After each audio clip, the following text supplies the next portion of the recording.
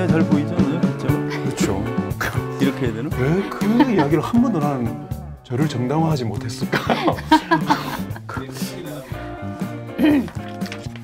이렇게 하면 뭐가 이상한지를 한번 구체적으로 물어보세요. 자세가 약간 이렇게 목이 이렇게 거북목이 되는 되니까. 것처럼. 맞아. 그러면 좀 안 좋아 보이긴 하죠. 그러니까요. 딱 이렇게 하고 있는 거죠.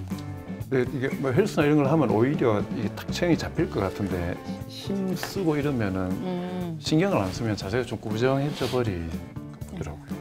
자세도 꾸부정하면 이제 미모가 죽으니까 필요하고 아마 그 사모님 그래서 얘기하셨을 거예요. 말씀을 음성 드려야 나가고 있다니까요. 그런 이야기들 음성 나가기 전에 하시고 먼저 시작하신 거 아니에요? 좀 꾸부정하다는 이야기만 했는데. 알겠습니다. 자, 공독포차 언제나 함께하는 하이트진로 감사합니다. 오늘도 잘 마시고 있습니다. 마켓타니를 소개합니다. 검증된 상품을 인터넷 최저가보다 저렴하게 판매하고 있는 쇼핑몰로 마켓타니에서 알뜰 쇼핑하시면 수익금 일부가 한겨레TV 제작에 사용이 됩니다. 민주진영 3년 연속 판매량, 재구매율 1위 제품인 온가족 활력 과채음료 아임굿을 소개합니다.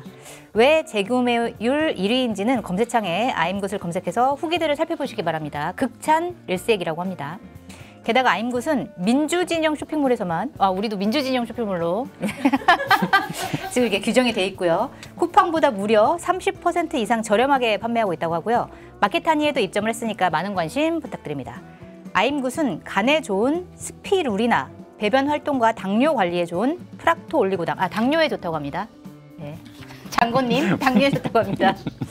해독작용의 미나리, 이거는 제가 먹어야 될 것 같고요. 그리고 열대과일 패션 후르츠와 꿀 등이 포함된 세상에 없던 새로운 조합의 과채 음료입니다. 예약 판매 기간은 8월 3일까지고요. 배송은 8월 6일부터 순차 배송입니다. 아임굿은 보통 예약 판매 기간 전에 완판이 되는 인기 제품인데요. 무더운 여름 아임굿으로 건강을 챙겨보시기 바랍니다. 자, 마켓타니에서는 여름철 보양식 최고의 별미 하모회와 하모샤브도 압도적 특가로 준비를 했습니다. 비싸기로 유명한 최고급 요리인 하모이지만 지금 마켓타니에서는 어디서도 만나기 힘든 가격으로 하모회 2, 3인분 29,000원, 하모샤브 이거는 회와 국물용 뼈를 함께 드리는데요. 3만 원에 판매 중입니다. 주문 방법은 유튜브 화면 좌측 하단을 클릭해서 바로 주문 가능하고요. 주소창에 마켓타니 입력 후에 검색하셔서 주문하셔도 됩니다. 010-2885-3244로 전화 주문도 가능합니다. 네, 아임굿. 이거 저희 공독포차에서 몇 년 전에 했었거든요. 네. 그래서 되게 자주 마셨었는데 무슨 맛이에요? 맛있어요, 되게. 그래요? 아이들도 먹어도 될 만한 맛있는. 지금 먹으라는 거죠? 네, 먹으라는 겁니다. 맛있어요? 저도 먹어야 될 것 같은데 두 분 드시니까. 드세요. 맛있어요. 진짜 그냥 음료수 같죠? 되게 진한 음료수. 제가 최근에 건강검진 받았는데 당뇨 수치가 별로 안 좋다 이야기해서 계속 음식을 좀 가렸잖아요. 네. 어떻게 됐나요? 재검하셨어요? 아니 재검은 아직 겁이 나서 못 하고 있고. 그랬더니 어제 방송에는 파주 소주 해서 야 이제 본격적으로 술 먹이는구나 생각했는데 각오하고 왔는데 건강 음료가 나와요. 저희가 너무 아픈 두 사람, 분을 배려했습니다. 너무 아픈 사람 취급하는 거예요. 벌써 기분이 좋아지네요. 이야. 하모라는 음식은 부산 음식 아닌가요? 하모가 정확하게 갯장어. 장어. 갯장어의 일본식 표현이라고 합니다. 하모. 그렇죠. 네. 또 붕장어하고 또 다른 건가 보죠? 네, 다른 거라고. 이렇게 이빨이 무섭게 생긴 그 개. 어떻게 생긴지는 제가 못 봤어요. 물어뜯는 개인지 아니면 그 갯가 할 때 그 개 그건가요? 네. 제품에 관한 건 사전에 이야기를 좀 하고 들어볼까요? 제가 좀 사전에 정보 제시 좀 하고. 저희도 좀 알고 이렇게 주고받고 해야 되는데 전문 용어들이 너무 많아서 이렇게. 그러게요. 어쨌든 더울 때 뭐든지 몸에 좋은 거는 많이 드시고 많이 마시는 게 좋겠더라고요. 맞아요. 예. 스피루리나 이게 간에 좋은 거구나.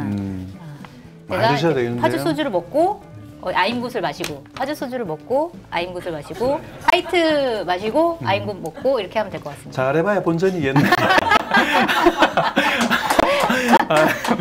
하필 오늘 저도 파주 소주를. 파주 소주 먹고 한잔 하시죠. 예. 세상에서 물을 제일 가장한 소주. 큰 거짓말이 몸에 좋은 술, 맞습니다. 간에 좋은 술. 아무리 마셔도 취하지 않는 술. 그거는 안 취할 때까지 마셨기 때문입니다. 아 근데 어제 제품이긴 한데 25도? 근데 네. 좋네요. 이거 나중에 소주라서 좀 그렇긴 한데 얼음에 이렇게 타서 마시면 요새는 그렇게 많이 시원할 마시죠. 것 같네요. 그리고 나서 I'm good. I'm good 마시고. 그러면 다음날 숙취 없고 다음날 본전이죠.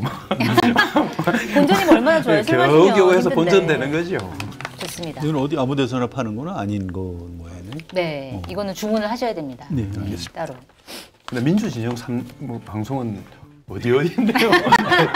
아니 저는 뭐 모르세요? 민주진영 방송에 방송 와서 모르세요? 자랑스럽긴 한데 저희 공덕포차를 포함해서 여러 개 있습니다. 아, 네. 모르는구나. 그래서 대표님께서 민주진영 방송을 즐겨 보시는 것 같아요. 감사합니다. 또 저희 이렇게 제품도 주시고 많이 팔려야 될 텐데. 할인을 여기만 30%를 더 해요. 네. 오. 근데 이게 진짜 그 예약 판매할 때 안 하면은 이게 물량이 딱 정해져 있어요. 이렇게 만드는 물량이. 그래서 판매가 다 되면은 더 이상 사고 싶어도 못 사고 그렇게 되더라고요. 보니까. 빨리 사셔야 됩니다. 저게 왜 혼자 움직이지? 스르륵. 카메라가 이렇게 움직이면서. 귀신은 아니고요. 갑자기 공덕포차 유령인 거예요. 저희 카메라 감독님께서 카메라를 잠시 움직이느라고. 야 이거 한 해 휴가 때문에 쉬고 오니까 재밌네요. 바짝 재밌네요. 그러게요. 좀 휴식이 필요합니다. 간판도 움직이고 네. 간판이 스스로 움직이고 네. 막. 술 영양제 같이 주고. 일단 간에 안 좋은 거 한 번 마시고 좋은 거 한 모금 마시고 이렇게 번갈아 근데 가면서. 진짜 이게 갑자기 확 이게 낮추는 건데 아는 분 사촌이 여름에 운동하시다가 네. 진짜 한 며칠 전에 돌아가셨다고 하더라고요. 그래요? 그러니까 더위에 조심해야 되겠네요. 이게 운동을. 이게 사실 이게 죽음이나 이런 문제가 뉴스나 이런 데 나오면 그 가깝게 느껴지지 않잖아요. 네. 근데 이번 더위는 정말 무섭고 가까이 있는 것이기 때문에 진짜 조심해야 된다는 생각이 들어요. 정말 5분만 나가 있어도 너무 덥잖아요. 맞아요. 더위가 막 쫓아와서 달라붙더라고요. 네. 우와. 좀 괜찮은 표현. 네. 재밌었습니다. 마시면서 해야 되겠네. 많이 드세요. 한 병 다 드셔도 됩니다. 방송 많이 봅니다. 공덕포차에서 그것도 한번 해보세요. 어떤 거요? 얼굴에 바르는 그 선블럭.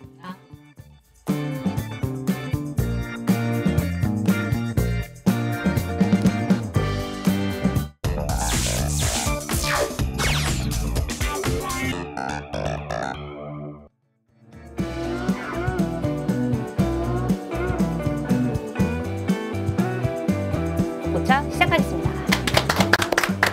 안녕하세요. 저는 한겨레 손채경화 기자고요. 오늘도 수요일 공덕포차를 책임지고 오신 두 분 소개해드리겠습니다. 자, 한겨레 성환영 정치부 선임 기자 나오셨습니다. 안녕하세요. 안녕하십니까. 그리고 우리 장본님 장영철 KSY 부소장님 나와 계십니다. 반갑습니다. 지난 한 주 잘 쉬시고 나오셨습니까? 금방 가네요. 네. 네. 너무 더워서. 네. 너무 더워서. 맞아요. 예. 지금 계속 더위가 이어지고 있어서 밖에서 일하시는 분들은 특히 주의를 하셔야 될 것 같습니다. 자, 오늘은 국민의힘 얘기부터 해보도록 하겠습니다. 저희 성환용 선임 기자께서 이제 국민의힘 얘기하는 걸 썩 좋아하진 않으시지만 그래도 국민의힘이 요새 난리가 좀 나가지고 얘기를 해보도록 하겠습니다.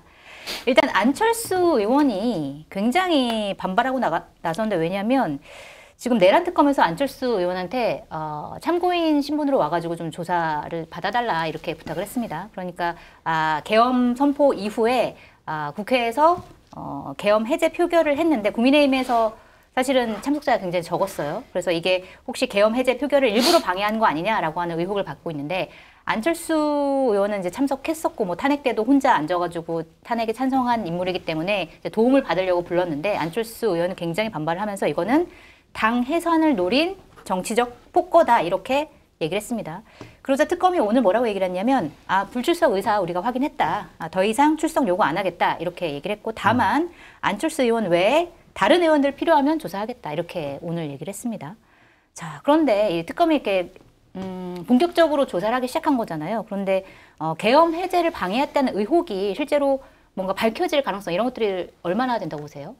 그런 건 아니고요. 안철수 의원한테 그 당시 상황을 특검도 파악을 해야 되니까. 네. 뭐 특검도 그동안 뭐 언론을 통해서 뭐 본 정도밖에 모르죠. 어쨌든 이 수사를 해야 되고 또 소출을 해야 되는 그런 분들한테는 직접 증거가 좀 필요하거든요. 그래서 그 당시 정확한 상황 파악을 위해서 이제 안철수 의원한테 좀 말씀해 주시면 뭐 도움이 될까 해서 불렀는데 이분이 뭐 일부러 과잉 대응을 하는 네. 거예요. 자기 전당대회에 좀 써먹으려고. 그 이렇게까지 화낼 일은 아닌 것 같다는 생각이 들긴 했거든요. 이게 전문용어로 헐리우드 액션이라고 합니다. 이게 축구할 때 살짝 건드렸는데 땅으로 나 뒹굴면서 나 죽는다. 그래서 이제 파울 얻어내서 페널티킥으로 어떻게 해보려고. 네. 너무 속이 보여요. 특검도 그걸 아니까 아이 그럼 관두세요. 그냥 뭐 지금 이러고 넘어가는 장면입니다. 네. 그래서 이걸 가지고 무슨 특검이 국민의힘이 뭐 계엄 해제를 방해하려고 했다. 이 수사 목표가 거기 있는 거는 저는 아니라고 봐요. 네. 당시 상황 파악을 위해서 했는데 안철수 의원의 헐리우드 액션에 불과하다. 이렇게 보고 있습니다. 알겠습니다. 근데 저는 최근 다른데 여론조사를 보고 하니까 안철수 후보가 한 또 8% 정도 이렇게 당대표로서 이렇게 네. 나오던데 8%에서 갇힐 수밖에 없는 이유가 있구나라는 생각이 사실은 듭니다. 그러니까 네. 어떤 표를 얻을지에 대해서 전략적으로 메시지와 그걸 배치를 해야 되는데 네. 저 같으면 사실은 적극적으로 협조를 하겠다는 스탠스로 협조를 당연히요. 그 전략이 더 잘 맞는다. 왜냐하면 네. 8%가 더 잃을 것도 없습니다. 네. 게다가 그러면은 윤석열 전 대통령을 보호하려고 하는 당원들이나 지지자들의 표가 안철수 후보에게 가느냐 안 갈 거거든요. 네, 어차피. 그리고 지금 당의 내부의 사정이라는 게 뭐 약간 아까 말씀하셨던 것처럼 헐리우드 액션을 해가지고 이쪽 표가 이럴 상황이 아니거든요. 네. 그럼 정확하게 자기 스탠스를 가지고 실제로 당에 좀 해소해야 될 구악들을 쳐내는데 일조하기 위해서 어떤 칼이든 저게 독배라도 마시겠다라는 비장함을 사실은 오히려 보여주는 것이 저는 안철수 후보 개인을 위해서 아주 좋았을 거라고 생각이 들고 네. 거기에서 물꼬가 터지기 시작하면은 국힘 내 또 다른 변화의 이 촉발점이 될 수 있을 거라고 생각하는데 또 그 생각이 든 거 아닙니까? 배신자 프레임 빠지면 어떻게 하지? 네. 아무리 그렇더라도 저쪽에 동의해도 되냐? 그건 지금 가장 보편적인 국민들 정서를 전혀 이해하지 못한 거기 때문에 또 결국은 또 그냥 저 정도로 가시는구나 네. 이런 생각이 사실은 들었습니다. 박지원 특검 보니까 이런 반응이 있을 거라고 특검 쪽은 상상도 못했다는 거 아닙니까? 좀 약간 좀 어이가 없다 이런 거였으니까. 오늘 특검 얘기하는 거 들어보니까 이전에 안철수 의원이 특검 조사 받을 수도 있다 뭐 이런 식으로 얘기를 했었다라는 얘기까지 하더라고요. 그래서 특검에서도 이런 반응은 전혀 예상도 못한 거는 맞는 것 같습니다. 뭐 예상 외의 반응을 하는 거는 장기가 좀 있으신 것 같아요. 근데 예상대로 가야 되는 경로들이 있는데 이번에 또 저는 약간 좀 튀는 선택을 해버리셔서 이건 플러스가 되지는 않을 것 같다는 생각은 듭니다. 전략 미스다. 네. 알겠습니다. 자, 그리고 국민의힘이 지금 굉장히 논란이 커진 게 신천지 경선 개입설이에요. 이게 뭐냐면 지난 2021년에 대선 경선 당시에 그러니까 신천지 신도들이 집단적으로 국민의힘 책임당원으로 가입을 했고 이 사람들이 윤석열 당시 후보를 밀었다 이런 의혹인데 이게 홍준표 전 시장이 최근에 다시 이제 띄우기 시작했습니다. 그러면서 홍준표 전 시장이 왜 신천지 신도들이 윤석열 후보를 당시 밀었냐면 윤석열 후보가 검찰총장 시절에 신천지 압수수색을 2번이나 막아줘서 그 은혜를 갚기 위해서 신천지가 이렇게 움직인 것이다 라고 주장을 한 거고 국민의힘에서는 뭐 근거 없다 이렇게 얘기를 했는데 그러니까 또 홍준표 전 시장이 어제 페이스북에 또 글을 올렸습니다. 뭐라고 올렸냐면 정당이 일부 종교 집단 교주에 의해 좌지우지 된다면 그것은 정당이 아니라 사이비 종교 집단에 불과하다. 신천지에 노란하고 전광훈에게 노란하고 통일교에 노란하고 틀튜버에게 노란하고 내가 30년 봉직한 그 당이 이 지경이 되다니 분하고 원통하다.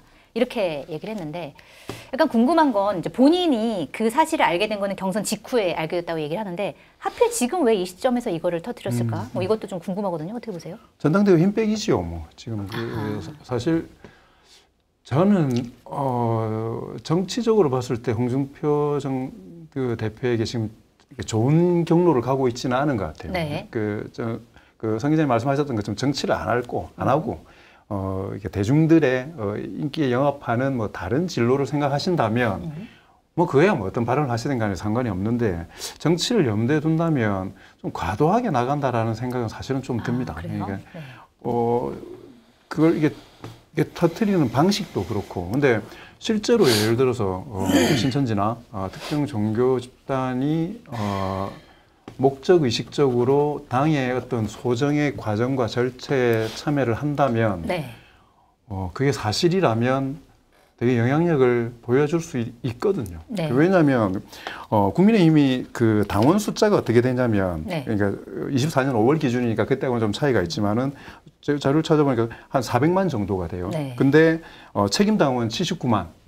재전에 한동훈 대표가 대표 당선될 때 득표를 어떻게 했냐면 표를 이렇게 환산하면 여론조사도 있고 이렇게 하지만 총 다 해봐야 32만 표예요. 네. 근데 신천지나 이런 뭐 통일교 이런 쪽에서 예를 들어서 몇만 정도가 정확하게 네. 오더 베이스로 움직인다라고 하면 그건 되게 이게 심각한 영향을 줄 수 있죠. 지금 여기서 나오는 내용은 10만 명이 움직였다는 거잖아요. 그렇죠. 근데 문제는 엄청난 뭐냐면 영향력. 자, 이것도 딱 뒤집어서 보면 뭐냐면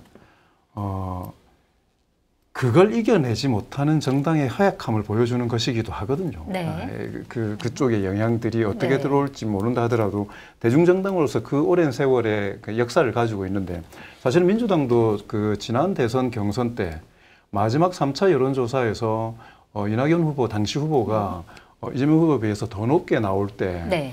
아니 어떻게 생각해도 물론 제가 뭐 이게 지지의 입장이 명확해서 그런지 모르겠지만 어떻게 생각해도 그런 결과가 나올 수가 없는 상황이었었어요. 네. 그래서 그때도 신천지가 결합했었다라는 그런 의혹들이 되게 네. 많았었지 않습니까? 저는 뭐 일정 정도 그렇게 의심할 만하다라는 생각이 들고 그래서 이런 부분들을 어떻게 당이 자정 능력으로 해소해낼 거냐는 건 중 과제이긴 한데 뭐 네. 막을 수 있는 힘은 사실 그러게요. 없어요. 근데 당원으로 가입한다는데 그걸 어떻게 그렇죠. 다 증명을 합니까? 근데 이게 논란이 되었기 때문에 위축시키거나 뭐 할 수는 있겠지만 다시 처음으로 돌아가서 홍준표 전 후보의 뭐 목표는 명확한 것 같아요. 국민의 전당대회 힘을 빼고 네. 국민의힘 자체를 껍데기만 남기면서 최소화시키고 몰아붙여가지고 다른 정치적 시도를 하기 위한 네. 그런 방법으로 그 선택을 한 것 같습니다. 그런 전략이다. 예. 네. 어떻게 보세요? 그 말의 내용은 홍준표 전 시장 말이 대부분 맞을 겁니다. 그래요. 예, 그걸 뭐 지어낼 수 없는 말이잖아요. 이만희 교주한테 직접 들었대는데 네. 또 그 당시에 그런 의혹이 있었고요. 또 그걸 뭐 국민의힘에서 막을 방도도 없고 그땐 뭐 한 달 당비만 내도 그냥 투표권을 주고 했던 때이기 때문에 그다음 맞을 텐데 이게 정치적 메시지라는 게 무슨 얘기를 누가 하는가가 중요하지만 똑같은 사람이 똑같은 얘기를 해도 언제 하느냐에 네. 따라서 완전히 의미가 달라지는 겁니다. 예를 들어서 2002년 8월에 이만희 교주한테 그 얘기를 들었다. 네. 그럼 그때 얘기하셨어야죠. 그러게요. 왜 안 하고 있었어요? 그랬으면 이 뭔가 문제가 있다. 그러면 지금 윤석열 대통령이 종교단체 개입에 의해서 부정 경선으로 후보가 돼서 당선된 사람인가 보다. 이렇게 될 거고 홍준표라는 사람은 저 사람 참 그 용기 있다. 이렇게 해서 영웅이 됐을 겁니다. 그런데 그때 가만히 있다가 계속 윤석열 대통령한테 아부성 발언을 했잖아요. 그랬었죠. 개헌 전까지. 그래놓고 지금 3년 뒤에 와서 그때 사실은 그런 일이 있었다. 그래서 어쩌라고요? 인생 이렇게 비겁하게 살면 안 되는 겁니다. 이게 뭐 하는 건지 모르겠어요. 이게 그 과거에 홍준표 전 시장을 좀 좋아했던 정치인들이나 유권자들도 다 지금 등을 그렇죠. 돌리고 있어요. 네. 그 지금 뭘 노리고 이런 메시지를 지금 던지는지 전 도저히 납득할 수 없고 네. 부작용, 반작용이 훨씬 더 클 것이다. 반적이 크다. 근데 만약에 실제로 신천지에서 10만 당원을 모집해서 가입을 하고 그것 때문에 경선 결과가 사실은 바뀌었다라고 하면 이거는 법적으로 어떤 문제가 되는 걸까요? 네, 뭐 여러 가지 차원을 봐야 되겠지만 그 자체만 가지고는 법적인 문제가 있다고 할 수는 없겠죠. 네. 근데 예를 들어서 그 과정에서 투표권을 획득하기 위해서 당비를 대납해주거나 일괄적으로 대납해주거나 아니면은 그 신도들이 실제로 다 자발적으로 했을까? 그 신도들의 개인 정보가 무단으로 일괄 사용이 되었거나. 네. 근데 이 두 가지는 사실 내부 고발이 없으면 알아내기 힘든 거지 않습니까? 네. 근데 종교 단체가 가지는 뭐 약간의 폐쇄성 이런 것들 때문에 이게 밝혀내기가 되게 어려울 겁니다. 근데 그거 아니면은 아까 이야기했던 것처럼 뭔가 그 수사를 무마해 준다라는 그런 거래의 정황들이 확인된다면 그건 또 다른 차원의 법적 문제가 될 수 있지만 네. 정당 활동에 예를 들어서 종교 거기에 대해서 가지고 있는 게 있어서 그렇지 이익 집단들이나 이런 데에서 필요에 의해서 정당에 관여해가지고 영향을 미치려고 하는 거지 않습니까? 그게 사실은 정치의 본령이니까. 그렇죠. 이겨내는 방법은 뭐냐면 그거보다 더 단단하고 더 많고 정당을 지키려고 하는 순수한 당원들을 확보내는 수밖에 없어요, 사실. 법률적으로는 뭐 아무것도 안 될 거예요. 입증도 물론 쉽지 않지만 설사 입증이 된다고 해서 그게 무슨 법 위반이 되죠? 이게 뭐 사기성, 뭐 공작에 의해서 뭐가 있다, 그 물증이 있다. 그러면 혹시 모르겠는데 그게 아닐 거예요. 아니 저 윤석열 전 검찰총장이 이제 신천지 신도들한테 그랬겠죠, 교주님이. 아유, 그동안 우리한테 참 잘해주신 분이고, 코로나 때 우리 진짜 어려웠는데 많이 참 도와주신 분이다. 뭐, 저분이 홍준표 후보보다는 더 정의로운 사람 아니에요? 여러분 어떻게 생각하세요? 입당해서 좀 한 표 찍어주시면 어때요? 지금 제가 말씀드린 대로 그렇게 했다. 그럼 그게 무슨 불법이 될까요? 저는 안 된다고 봐요. 그래서 이건 아무 의미가 없고, 이렇게 해서 홍준표 전 시장이 얻을 수 있는 이익도 거의 없다고.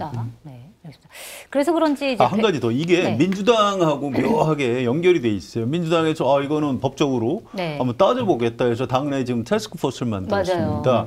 진상조사단. 이게 홍준표 전 시장이 제가 비겁하다고 그랬는데 지금 차도살인을 하려고 하는 거예요.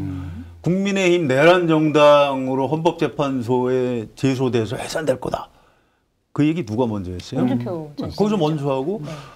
민주당에서도 지금 맞아 지금 위원 정당으로 해산시켜야 된다고 그렇게 하잖아요. 지금도 똑같아요. 홍준표 시장이 먼저 얘기하니까 민주당에서 그럼 법적으로 뭐가 문제가 있는지 따라가겠다.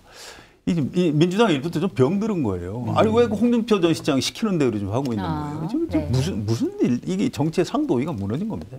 민주당도 굳이 그렇게까지 할 필요는 없다. 그 남의 당에서 그렇게 내분 일으키면 이 당분간 좀 이렇게 지켜봐야죠. 그걸 법률적인 거를 왜 민주당에서 따지고 있습니까? 잘못된 겁니다. 네, 알겠습니다.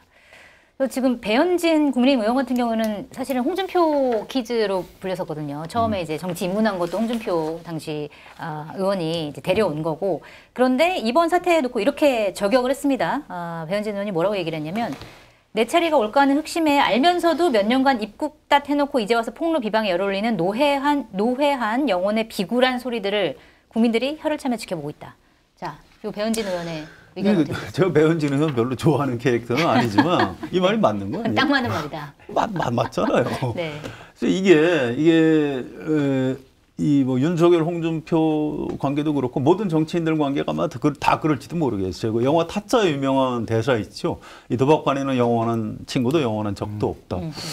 이게 이제 외교하는 분들은 18세기, 19세기 근대 국가 이후에 뭐 적도 없고 동지도 없죠. 그래서 뭐 일본하고 영국하고 동맹이었다가 또 깨고 나중엔 독일하고 이탈리아하고 주축국 이렇게 동맹이 되기도 하고, 뭐 독일하고 소련하고 뭐 이렇게 불가침 조약 이런 거 맺기도 하고, 외교가에도 그런 얘기가 있는데 사실은 우리 인생 자체가 그런 겁니다. 그래서 이 배현진 의원이 홍준표 전 시장하고 멀어진 지는 사실 좀 돼요. 그런데 이번에 아예 작심을 하고 좀 공격을 하는 것 같고, 이건 배현진 의원 말이 맞다 이렇게 생각합니다.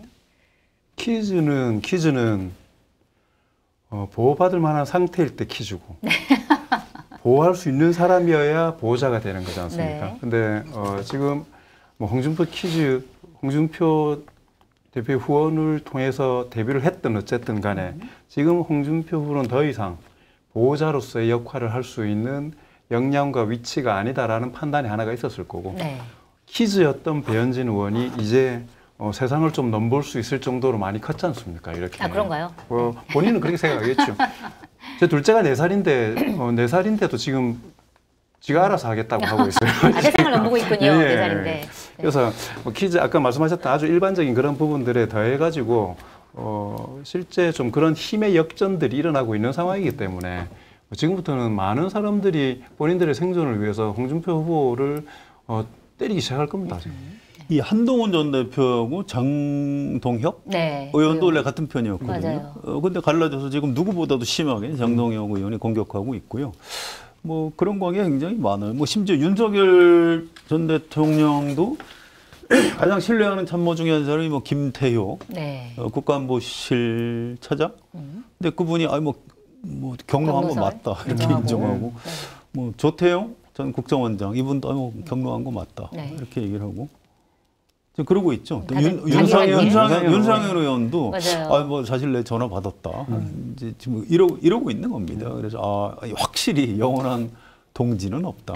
영원한 적은 적은 잘 모르겠어요. 그래서 네. 전 뜨끔뜨끔합니다. 우리 셋이 지금은 친구 같지만 언제 내가 뒤통수를 맞을지. 도원결의를 여기서 한잔 하실까요? 우리는 배신하지 않는다. 잘 좀 부탁드립니다. 퀴즈들이 많이 큰 거죠 지금은. 네, 실제로 모르겠습니다. 이게 물론 뭐 정치판 전체, 그다음에 그 보편적인 사람들의 인간 사회가 대부분 다 그렇긴 하겠지만 특히나 국민의힘은 이해관계를 기초로 해서 사실은 맞습니다. 정당 활동이 이루어지는 곳이기 때문에 민주당하고 약간 달라요. 네, 그러니까 이게 명분이나 이런 부분들의 최소한의 명분 때문에 마음은 그렇게 하고 싶거나 상황이 그렇게 하고 싶어도 탁탁 걸리는 것들이 있지 않습니까? 네. 근데 국민의힘은 예상보다 훨씬 빨리 움직이고 훨씬 과도하게 움직여요. 그렇게 해서 살아남을 수 있다는 게 네. 공동체나 공당의 생존보다는 개인의 생존이 더 중요한 상황. 그리고 그 이해관계에 맞물리지 않으면 누구하고도 손 뗄 수 있고 누구하고도 합칠 수 있는 거니까 네. 뭐 그걸 정치의 본령이다. 저는 그렇게 생각 안 합니다. 그러니까 그건 국민의힘식 정치의 본령인 거고 그렇게 하면 안 되죠. 네. 지금 그렇게 하고 있는 대표적인 인물이 또 한 명, 아까 말씀하신 장동혁 의원인데 이제 친한계로 활동을 하다가 정말 180도 돌아서가지고 지금은 완전한 반탄파로 돌아섰고 심지어 이제 이렇게 얘기도 했습니다. 우리 스스로 쉽게 너무 탄핵의 문을 열어줬다 이렇게 얘기를 했습니다. 그러니까 아직까지도 탄핵에 대해서 반대하는 입장을 얘기를 했고 지금 당대표 선거에 나왔죠. 근데 장동영 의원 같은 경우는 제가 국민의힘 출입할 때, 국민의힘 반장할 때도, 그러니까 사실은 굉장히 합리적인 보수파였어요. 그래가지고 국민의힘이 뭔가 잘못을 할 때 그 비판 멘트를 얻기 위해서 장동영 의원한테 전화하고 막 그런 적이 있었거든요. 그런데 너무 드라마틱하게 변한 거예요. 장동영 의원은 심지어 뭐 전한길 씨가 이제 다른 유튜버들이랑 토론을 하니까 와서 나와달라 이런 것도 나가겠다 이렇게 지금 얘기를 하고 있는 상황인데 왜 이렇게 돌아섰을까요, 이분은? 아까도 말씀드렸던 것처럼 생존 때문인데 생존. 웃긴 게 그겁니다. 양쪽이 이렇게 싸움 하잖아요. 죽이자 이러고 뛰어가지 않습니까? 제일 앞에 있는 사람이 돌아서면 이쪽 제일 앞에 서 있는 거예요. 네, 그렇죠. 저기 뒤에 있는 사람이 돌아서면 주춤주춤 할 수 있는데 제일 앞에 있는 사람이 자기를 증명하기 위해서 더 강력하게 나갈 수밖에 없는 거고 뭐 워낙 오래전에 돌아서셨으니까 뭐 별로 이게 비유가 적절할지 모르겠는데 김문수 후보 같은 경우도 대한민국 사회를 다른 방향으로 가자라고 하던 쪽에서 돌아서서 지금은 가장 극우의 제일 앞에 서 있는 거지 않습니까? 네. 장동혁 의원도 저는 마찬가지라고 생각합니다. 그러니까 배지나 정치가 가지고 있는 탐욕의 독이 생각보다 너무나 무시무시하고 무섭더라고요. 근데 사실 장동혁 의원이 가는 길은 미래에 잘 될 것 같은 길은 아니잖아요. 이미 이제 윤석열 전 대통령 그건 구속돼 아니죠. 있고. 그런데도 불구하고 이런 길을 간다는 것 자체가 사실 좀 의문이긴 뭐 하거든요. 여러 가지 설명이 있는데 네. 미스테리죠 그게. 하여튼 우리 정치부 기자들이 취재해서 정합하는 것 중에 유력한 가설은 네. 지역구 사정이라고 해요. 네. 이제 보령이 워낙 좀 보수적인 데고 그래서 이제 거기서 계속 국회의원을 해야 되기 때문에 그렇다면 이제 자기 나름대로 지역구 당원들이나 민심 하고 이제 맞춰야 되기 때문에 그런 것 같다 이렇게 네. 설명을 하고요. 네. 또 이제 주진우 의원, 이분 부산 초선인데 이분 전당대회 출마하는데 이분도 초선인데 네. 어떻게 혁신적인 목소리를 안 내고 오히려 친윤 쪽에 가까운 이제 후보란 말이에요. 근데 그분의 스탠스 약간 좀 애매하긴 하더라고요. 약간 중도적이긴 하지만 네. 어쨌든 이게 비극이에요. 장동영 의원이 지금 재선이죠. 그다음에 주진우 의원 초선. 초재선이면 소장파고 당연히 그러면 좀 개혁적인 목소리를 내야 되는데 맞아요. 반대예요. 이분들이 더 좀 이렇게 극우에 가까운 목소리를 내고 그래서 이 국민의힘의 그 굉장히 좀 비극이다. 근데 주진우 의원은 윤석열 대통령의 법률비서관인가를 했을 네. 겁니다. 그래서 뭔가 나중에 저희가 이제 특검의 수사 대상이 될 경우에 대비해서 이번 전당대회에 출마하는 것 같다. 네. 이런 얘기들을 하고 있는데 아까 장관님 말씀하신 대로 좀 아쉽죠. 이런 정치인들이 이런 식으로 정치에서 과연 얼마나 성공할 수 있을까요? 얼마나 갈 수 있을까요? 다음 총선 당선 될 수 있을까요? 저는 그러게요. 쉽지 않다고 봅니다. 그리고 뭐 개별 의원도 의원이지만 지금 전한길 씨가 국민의힘에 입당하고 영향력이 점점 커지는 것 같아요, 당 안에서. 지금 물론 국민의힘 윤리위에서는 전한길 씨를 뭐 징계할지 말지 여부를 이제 결정한다고 하는데 그것과 별개로 지금 대표 선거에 나온 사람들이 뭐 예를 들어서 뭐 장동영 의원 같은 경우는 토론회까지 나간다. 그다음에 김문수 후보 같은 경우에는 토론회 나가는 거 검토해 보겠다. 그러면서 뭐 전한길 씨가 질의서를 보내서 면접을 보겠다라고 하니까 그거는 뭐 다 하겠다. 뭐 이런 식으로 전한길 씨의 영향이 커지는 거 이거는 어떤 식으로 우리가 해석을 해야 되는 걸까요? 뭐 실제로 친윤석열 그러니까 이렇게 보셔야죠. 그러니까 김문수 후보를 찍은 41% 중에 그 내부에 또 상당 부분 한 30% 정도는 30%를 너무 많이 잡았는지 모르겠네요. 윤석열 전 대통령 계엄 뭐 잘했다.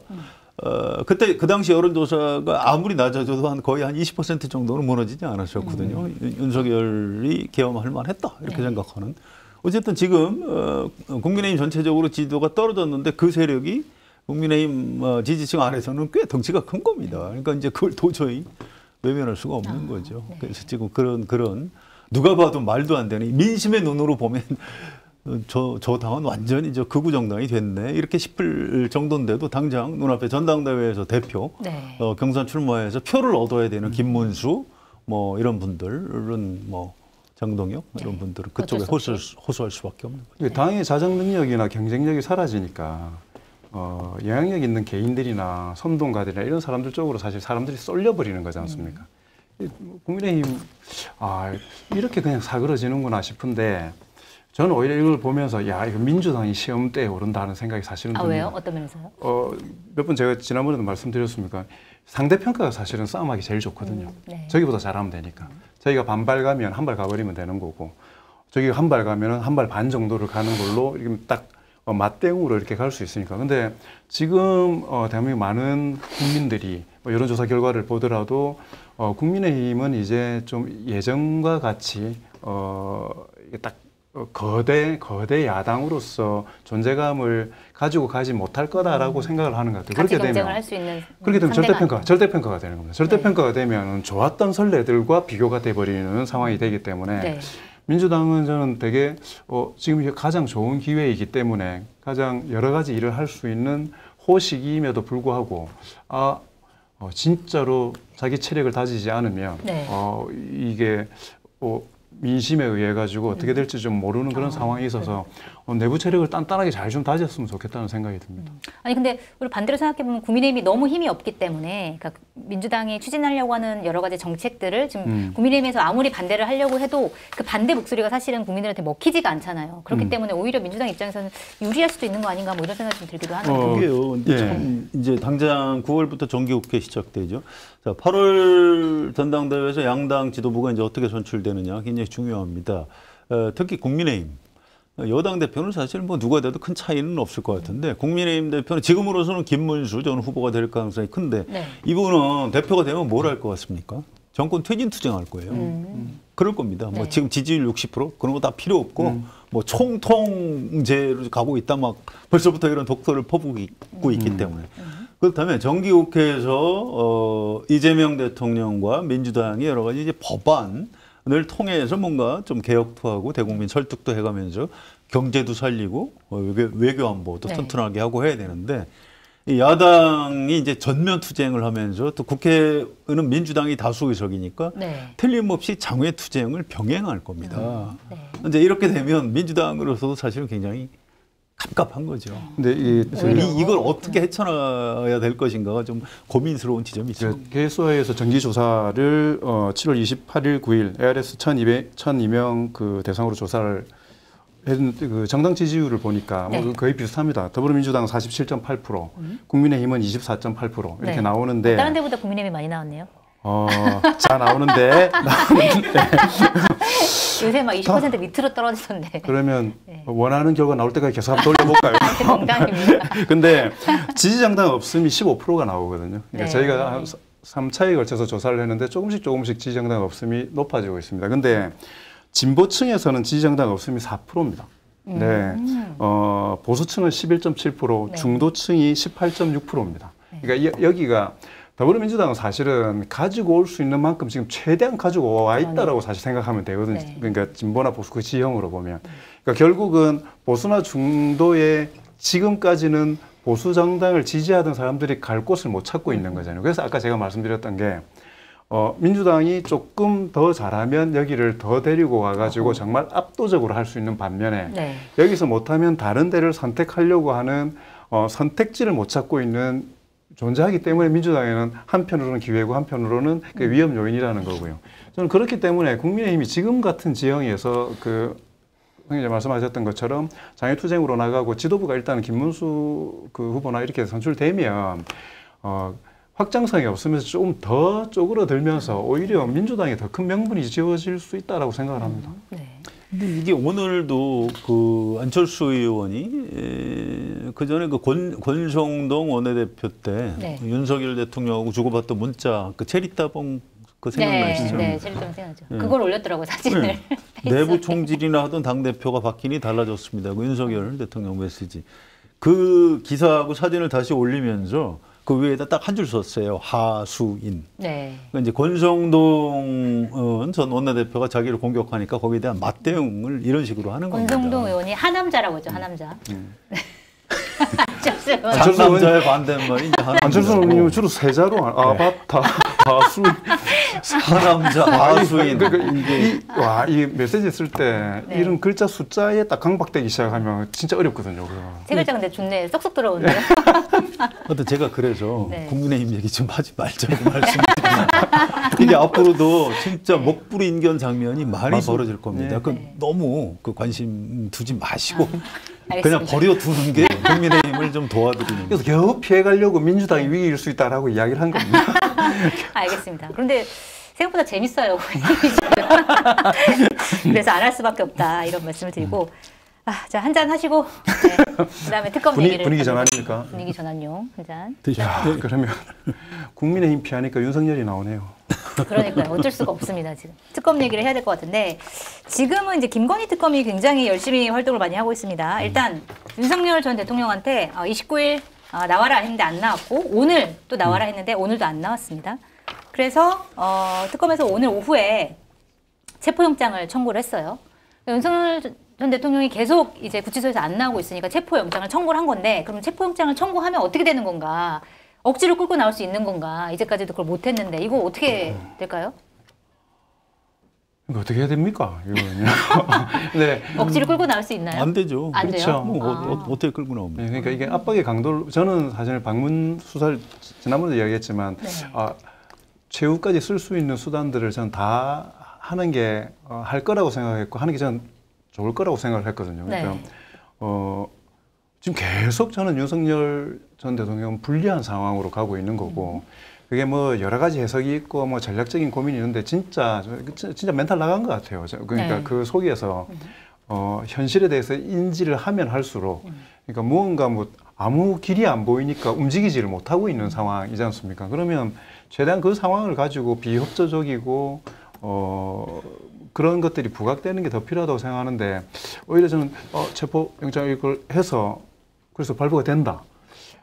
고민이 되게 깊어질 것 같아요. 네. 그러니까 이게 강제로 끌어내는 모습들을 실제로 보여서 그런 게 없어도 정말 어처구니 없이 단결하는 집단들이 있는데 그런 모습들이 보이는 게 어떤가? 그럼 그게 실제로 가능하지 않다면 체포영장을 발부됐는데 실제로 집행하지 못하게 되면 네. 또 다른 쪽에서 올 이 실망감들. 왜 집행 못하냐? 그래서 저는 조금 어려운 상황으로 좀 갈 수도 있겠다 하는 생각은 듭니다. 아니 안 나오겠다는데 어떻게 끌어내요? 그거 불가능한 겁니다. 할 수 없어요. 그러니까 법률적으로 할 수 있는 최대치를 할 뿐이지. 본인이 나는 내 방에서 못 나간다 하면 그걸 억지로 끌어낼 수도 없어요. 그래요? 체중이 얼마인데 억지로 이렇게 억지로 끌어냅니까? 들고선 이렇게 못 가나요? 설사 그렇게 온다고 한들 네. 그렇게 특검 사무실에 데리고 왔어요. 진술하겠어요? 안 하는 겁니다. 또 약간 위험해요. 그 과정에서 무슨 사고가 날지도 알 수 없는 겁니다. 그래서 이 가지고 있는 권한 법에 따라서 최대한 판사가 사인한 영장을 집행하러 가서 네. 낭독하고 뭐 이렇게 최선을 다하고 뭐 안 나온다 그러면 장관님 아까 말씀하신 대로 마지막 수단으로 그러면 직접 특검이 가서 뭐 방문조사를 한다 이렇게 최선을 다할 뿐인 거죠. 그래서 네. 뭐 나올 거라고 기대 안 하시는 게 좋습니다. 알겠습니다. 지금 윤석열 전 대통령은 굉장히 지금 인권 침해를 당하고 있다. 그쪽에서는 그렇게 주장을 하고 있어요. 특히 심평 변호사 같은 경우에는 윤석열 전 대통령을 접견하고 와서 이거는 뭐 반인권적인 탄압을 받고 있다. 이제 평수도 1.8평 너무 적고 그다음에 뭐 이렇게 식탁도 없고 골판집 받침대에서 뭐 성경책밖에 못 읽고 지적인 활동 못 하고 운동도 못 하고 이런 여러 가지 얘기를 했는데 그런데 여기서 굉장히 신기한 얘기였는데 뭐냐면 미국이 간섭을 해야 된다. 미국이 이거에 와서 관여를 해야 된다. 이렇게 얘기를 했단 말이에요. 이거 갑자기 미국이 왜 튀어나온 건가요? 어떻게 보세요? 그러니까요. 그 이상한 사람의 머릿속을 너무 분석하려고 하는 그거 안 맞습니다. 이 네. 심평 변호사가 우리 속된 표현으로 좀 맛이 간 지 한참 되는 분이에요. 네. 인권 탄압이요? 이게 지금 무슨 소리를 하시는 거예요? 또 미국하고 윤석열 전 대통령이 무슨 관계가 있어요? 그냥 이건 말도 안 되는 소리다. 딱 집어치우고 간단히 넘기면 될 것 같아요. 여기서 말씀하시면 안 될 것 같다는 느낌이 드는데요. 맞습니다. 그러니까 이게 자꾸 해석을 하려고 하니까 미치겠더라고요. 네. 이걸 왜 이야기를 했을까? 네. 그냥 사실은 이런 표현을 막 씹으리는 거지 않습니까, 지금요. 그러니까 뭐 하나님한테 기도하고 네. 기도빨이 안 먹히니까 미국이라도 와주면 어떻게 될까 싶고 지금 미국이 지금 저는 대한민국의 국민으로서 지금 미국과 우리나라의 관계에 얼마나 지금 이게 짠짠한 관계에 있는데 거기서 이런 발언들을 하고 그다음 그 누구였어요? 들어왔던 모스탄. 모스탄. 그냥 적나라한 부끄러운 모습들을 지금 다 보여주고 있는 것 같고 네. 또 그럼에도 불구하고 그쪽으로 손 내미는 당대표 후보들도 보여주고 있고 정치 한 축이 이렇게 무너지는구나 하는 생각이 들어서 그냥 부끄럽고 좀 안타깝고 그렇죠, 사실. 저도 그렇습니다. 부끄러운 얘기를 또 해야 될 것 같습니다. 목걸이. 김건희 씨의 목걸이. 이게 무슨 목걸이냐면 반클리프 아펠이라는 목걸이인데 프랑스 명품이더라고요. 네, 프랑스 명품이더라고요. 원래 굉장히 알고 비싸. 계셨어요? 저 몰랐습니다. 그러니까. 처음 들어봤어요. 혹시 선생님 원래 저는 알 리가 있습니까? 그렇게까지 또 말씀하시다니. 어쨌든 나토 해외 순방 갔을 때 이제 이 목걸이를 차면서 이게 사실은 재산 신고가 안 돼 있는데 뭐 어떻게 된 거냐 이런 논란이 한참 벌어졌었고 그때 당시에 뭐 지인한테 빌린 거다, 모조품이다, 뭐 오빠한테 모조품 사줬다가 그것도 빌린 거다, 뭐 여러 가지 이제 사실은 해명이 엇갈리고 있는 와중에 이 목걸이를 김건희 씨의 오빠의 장모 집에서 발견을 했고 진품인지 모조품인지 조사를 해봤더니 모조품이더라. 그런데 사실 모조품이어도 문제, 진품이어도 문제인 게 진품이라면 뭐 사실은 김건희 씨가 진품을 하고 나서 그게 걸릴 것 같으니까 어디다 치우고 모조품을 갖다 놨을 가능성이 있는 거고 모조품이라면 그 해외 순방 행사에서 대통령 부인이 모조품을 차고 갔다? 그것도 사실은 국격과 관계되는 부분인 거잖아요. 이거는 좀 어떻게 해석을 해야 될까요? 저 그 브랜드 그쪽으로 지금 뭐 이렇게 마케팅 비용을 받고 있는 게 아닌가 싶은데 지금 너무 유명해졌어. 이 세 명이 아무도 몰랐었던 네. 브랜드지 않습니까? 근데 야 이게 전직 대통령 그리고 그거 관련돼서 탄핵되고 나서 탄핵된 이후에 전 국민들이 세금을 들여서 특검을 하는데 네. 그 의제 중에 하나가 목걸이 브랜드와 그게 진짜냐 아니냐 가짜냐. 그리고 그게 이 집에 있었냐 저 집에 있었냐 사돈 집에 있었냐 바꿔치기 한 거냐. 네. 야 이게 한쪽에서 아무리 우리 K 문화 전사들이 국격을 올려놔봐야 이런 이야기들이 나와버리면 그러게 말입니다. 완전 부끄럽죠. 그리고 처음에 이런 문제를 떠나서라도 순방에 참 이런 세팅들 하나하나까지 대통령 비서실에서 준비를 할 때 네. 머리끝에서 발끝까지 사실 그 모든 것이 메시지이기 때문에 준비를 하지 않습니까? 네. 그래서 어느 타이밍에는 한복을 입으며 어느 타이밍에는 어떤 옷을 입고 이 옷의 유래를 어떻게 설명할 거며 액세서리를 어떤 걸 해가지고 그 하나하나를 다 보도자료를 해서 써요. 그래가지고 그것도 취임초인데 얼마나 좋은 이야기들이 많이 돼야 됩니까? 그런데 제일 이슈가 되는 게 번쩍이는 다이아몬드 이런 거였잖아요. 이게 보면서 느꼈던 게 뭐냐면 리더에게 가장 중요한 거는 하고 싶은 일이 있는 리더를 뽑는 게 참 중요하다. 그 자리 자체가 목적인 리더를 뽑아버리면 이게 너무나 부끄러운 상황들이 연출이 되는 것 같아서 네. 야 국민의힘 피했더니 와 목걸이에다 이런 거 나오고 와 25도짜리를 마셔야 되는 그런 주제들입니다. 한 잔 더 드시죠. 이 시사 상식 기회 되면 누구한테 퀴즈 한번 내보세요. 네. 이 반클리프 앤 아펠 이 목걸이 진품 가격이 얼마죠? 6천만 원. 6천만 원. 오, 띵동. 모조품의 가격이 얼마입니까? 그것도 몇백만 원 모조품도 한다더라고요. 비싸다면서요. 모조품이 200만 원이에요. 200만 원이요. 와. 모조품. 네. 그렇습니다. 그런데 김건희 여사가 모조품을 찰 리가 없어요. 네. 가짜 명품 이런 거를 몸에 걸치는 사람이 아닙니다. 성격 자체가 사실은 그렇습니다. 네, 그래서 이건 그런 진품은 어딘가 딴 데 있고 모조품을 거기다 맡겼을 것이다. 음. 이거는 김건희 여사 오빠를 추궁을 하면 결국 진실을 볼 것이다. 저는 그렇게 근데 예상합니다. 조사했는데 아무 얘기 또 안 했다면서요, 아직까지. 아직은 안 하고 있죠. 네. 조금 더 압박을 가야 됩니다. 네. 그래서 이건 진실이 드러날 수밖에 없다. 어디선가 목걸이, 진품 나온다. 튀어나올 것이다. 네. 저는 이렇게 보고요. 하여튼 좀 비극이에요. 이게 옛날에 이제 한동훈 전 대표에 가까운 사람이 마리 앙뚜아네트 네. 뭐 이제 이런 비유를 김경률 했- 회계사. 그렇습니다. 네.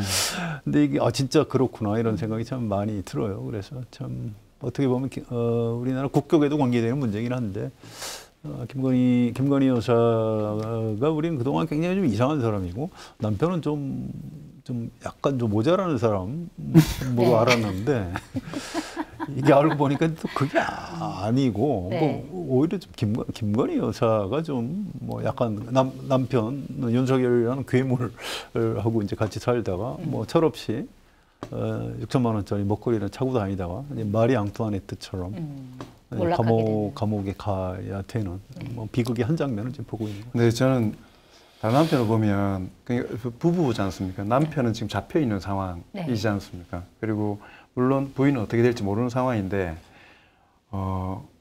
부부를 한꺼번에 구속시키는 문제에 대한 부담감은 사실은 그러니까 인정상 있을 수 있다라고 생각하거든요. 그래요? 없죠. 조국 교수 둘 다 부부가 다 감옥 갔는데. 그러니까 제가 그게 있다는 게 아니고요. 누가 있는 건가요? 여기는 없습니다. 여기 이 브랜드 모르는 사람들은 모릅니다. 근데 네. 어설퍼 보일지는 모르지만은 조사를 피해 나갈 수 있기 위해서 온갖 장치들을 사용하고 있는 거죠. 그렇죠. 남편은 안에 가둬놓고 네. 이게 본인이 들어가지 않기 위해서 할 수 있는 온갖 것들. 여기다가 나중에 보면 저는 나중에 소환하면 출석해서 지금 쌓아놓은 여러 가지 것들을 마치 진실인 양 당당하게 이야기하면서 동정을 얻기 위한 퍼포먼스를 할 거라는 생각이 들어요. 둘 다 들어가서 되겠냐 뭐 이런 류의 네. 좀 독하다.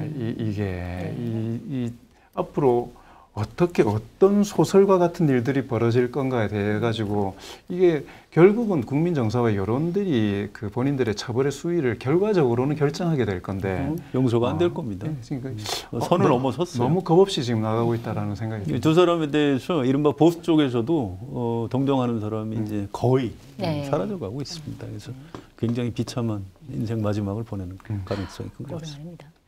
자, 그리고 아까 얘기했던 윤상현 의원 같은 경우에는 특검 조사에서 또 자기 진술을 바꿨습니다. 그러니까 윤석열 전 대통령이 당선된 뒤에 김영선 전 의원 공천 관련해서 공천 개입 의혹이 있었는데, 그러니까 사실 그 전에 윤상현 의원이 그때 당시에 이제 공천관리위원장이었기 때문에 본인은 윤석열 전 대통령한테 전화 받은 적 없다, 공천 관련해서 통화한 적 없다 이렇게 얘기를 했지만 특검 조사에서는 사실 통화했다. 사실 그 전에 장제원 당시 이제 비서실장이 먼저 이제 부탁을 했고, 그다음에 윤석열 전 대통령 전화해서 이제 확인했지, 하면서 도와달라 뭐 이런 식으로 얘기를 했다라는 건데, 그런데 윤상현 의원이 뭐라고 얘기했냐면 그렇게 전화를 받았지만 자기는 공천위에 그거를 전달하진 않았다 이렇게 얘기했단 말이에요.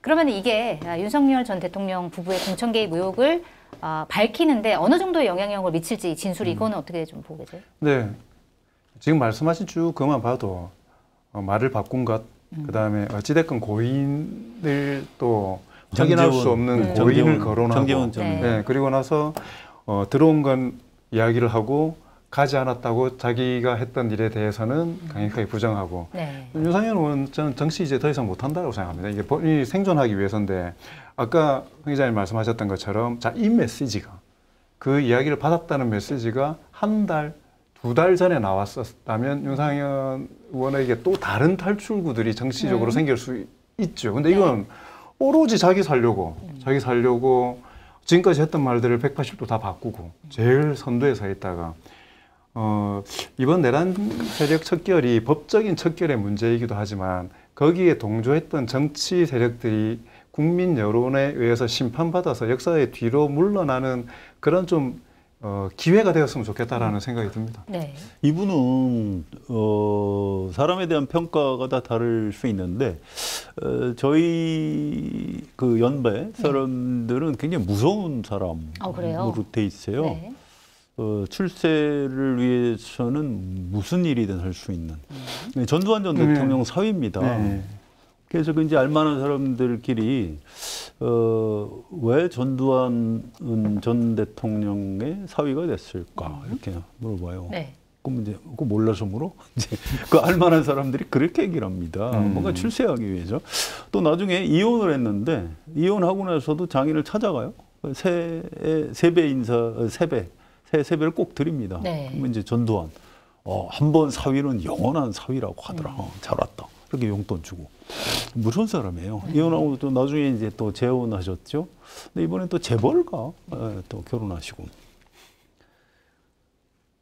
그 윤석열 대통령한테 등을 돌리고 뭐 이건 어차피 시간 문제였다고 봐야 됩니다. 그래서 기회주의적인 그런 면이 있는 건가요? 저는 그렇게 얘기 안 했고 출세주의라고 출세주의. 했습니다. 네, 알겠습니다. 뭐 어쨌든 출세주의. 그런 사람이고 이게 사실 인천 지역구 의원인데 네. 윤상현이라는 정치인이 지금까지 살아남은 데 대한 민주당 쪽 책임도 있어요. 막 무소속으로도 당선되고 그랬었잖아요. 그걸 왜 못 떨어뜨립니까? 네. 전두환 사위를 민주당 지도부가 넉넉히 듣고 있다가 갑자기 민주당으로 예. 아니 진짜 특히 수도권 같은 데서 이게 진작에 떨어뜨려야 될 사람인데 그래서 비극이다. 이제 이분이 더 이상 정치하는 모습 안 봤으면 좋겠다 이런 생각. 알겠습니다. 사실 공천 개입 의혹과 관련해서는 이제 공천관리위원장이었던 윤상현 의원도 있지만 이준석 의원도 있습니다. 당시에 이제 당 대표였죠. 그래서 이준석 의원 같은 경우는 특검 28일에 피의자 신분으로 압수수색이 들어갔고 오늘도 보니까 국회의원 사무실 압수수색을 또 한 번 했더라고요. 근데 뭐 개혁신당에서는 굉장히 반발하고 있습니다. 이게 왜 이제 정치적인 의도가 있는 거 아니냐, 너무 과도하다 이런 얘기를 하는데 그러니까 사실 당시에 당 대표도 사실은 뭐 이준석 의원은 부인하고 있지만 당 대표였으면 이제 뭐 조사하는 게 당연하다는 생각이 좀 들긴 하는데 이거는 뭐 좀 조사가 과도하다고 보세요? 아니면은 조사한 뒤에 좀 혐의점이 또 잡힐 가능성이 있을까요? 어떻게 보세요? 특검은 자기 시간표대로 하는 겁니다. 특검이 상설 검찰이 아니잖아요. 그러니까 뭐 수사할 수 있는 기한은 있고 그동안 수순에 따라서 뭐 그 당시 대표가 개입된 것 같다는 진술이 있으니까 네. 확인을 해야 되는 겁니다. 그러니까 이제 압수수색부터 하고 그다음에 소환 조사하겠죠. 뭐 당연한 수순이고 이게 무슨 대표 선출된 직후에 부르는 게 정치적 의도가 있는 거 아니냐? 이준석 의원이 그 당 대표 되는 거를 우리 국민 중에 누가 알았을까요? 누가 관심이 있었어요? 98%인가로 된 것 같은데. 네, 맞아요. 아니, 특검이 그러면 그 전당대회에 끝난 직후에 재뿌리려고 뭐 그때 했다? 지금 말이 되는 소리를 하는 거지 뭐. 이거는 어쨌든 이준석 이번 그 대표 새로 되셨으니까 이준석 대표가 윤석열 대통령 출연에 책임이 있는 사람이에요. 네. 자기도 반성해야 됩니다. 국민 여러분 죄송합니다. 반성문 쓰시고 그때 내가 공천 개입한 게 사실은 이렇습니다 해서 진실을 밝혀야 돼요. 그나마 그게 본인도 좀 속죄를 하고 앞으로 이준석이라는 사람의 정치적인 미래를 조금이라도 가능성을 열어놓는 데 길이다. 이렇게 꼭 말씀드리고 싶습니다. 네. 대선 3차 토론 때 문제의 발언. 그 모가지 비틀어서 죽은 닭이 지금 다시 살아나고 있는 거지 않습니까 지금? 네. 이준석 대표 입장에서는 네. 그 아까 말씀하셨던 것처럼 개혁신당 당대표 선거를 했는데 여론조사상으로 보면 한 1% 정도의 컨벤션 효과가 있는 것 같아요. 그거는 누군가 잘못 눌렀을 수도 있고 그러니까 거의 존재감이 미미해졌던 거지 않습니까? 실제로 우리가 돌아보면은 대선 3차 토론 때 그 정도의 그러니까 자기의 밑바닥을 드러내는 그런 실수를 하지 않았다면 지금 정치 국면에서 대단히 큰 그 스피커를 쥐고 있었을 사람인데 네. 거의 존재감이 다 사라진 상황에서 오히려 저는 어차피 한번 조사 받아야 될 건데 타이밍상 되게 좋다라고 생각을 할 겁니다. 저는요. 네. 그리고 아까 말씀하셨던 것처럼 정치인들은 헐리우드 액션 하는 거지 않습니까? 개혁신당으로서는 존재감 이야기할 수 있는 좋은 데를 만난 거죠. 근데 국민의힘이 뭐 위로하는 것처럼 이렇게 하니까 바로 손을 딱 들고 그거 가면 우리 죽는다 이렇게 하고 있는 거지 않습니까? 근데 아까 말씀드렸던 것처럼 그 이준석 대표가 이야기했던 닭모가지를 비틀어도 새벽이 온다 그걸 가지고 이야기했던 건데 다시 살아나는 부활이 아니라 거의 좀비처럼 끌려다니게 될 겁니다. 조사에서 어떻게 당대표가 공천 문제에 대해서 자유롭다라면 네. 무능한 당대표였던 거고 결합했다라고 하면 불법의 한 축을 담당하는 당대표가 되고 그리고 젊은 정치인으로서 가장 구태한 정권의 공천 개입이다라는 데 깊숙하게 연결되어 있는 책임을 가지게 되는 건데 네. 한 대 더 맞은 거죠. 그래서 앞으로 가면 뭐 당장 어떤 현란한 말로 벗어나려고 할지 모르겠지만 정치적으로 더 큰 치명타를 받게 될 거라고 생각합니다. 어차피 지금 이재명 대통령이 특검에 뭐 지시하는 거 아니잖아요. 네. 우리 국민 중에 누가 그렇게 생각하나요? 그런 사람 없잖아요. 그러니까 특검은 정치적 의도 이런 거 신경 쓰지 마시고 그냥 할 일을 두벅두벅 하시면 됩니다. 네. 알겠습니다. 뭐 또 이준석 대표 같은 경우는 본인은 부인하겠지만 명태균 씨랑 주고받은 대화가 또 있기 때문에 과연 이거를 빠져나갈 수 있을지 좀 궁금해지는 지점입니다. 마지막 이슈 갈게요. 검증된 상품을 인터넷 최저가보다 저렴하게 판매하고 있는 마켓타니 쇼핑몰에 민주 진영 3년 연속 판매량, 재구매율 1위 제품인 온가족 활력 과채 음료 아임굿이 입점을 했습니다.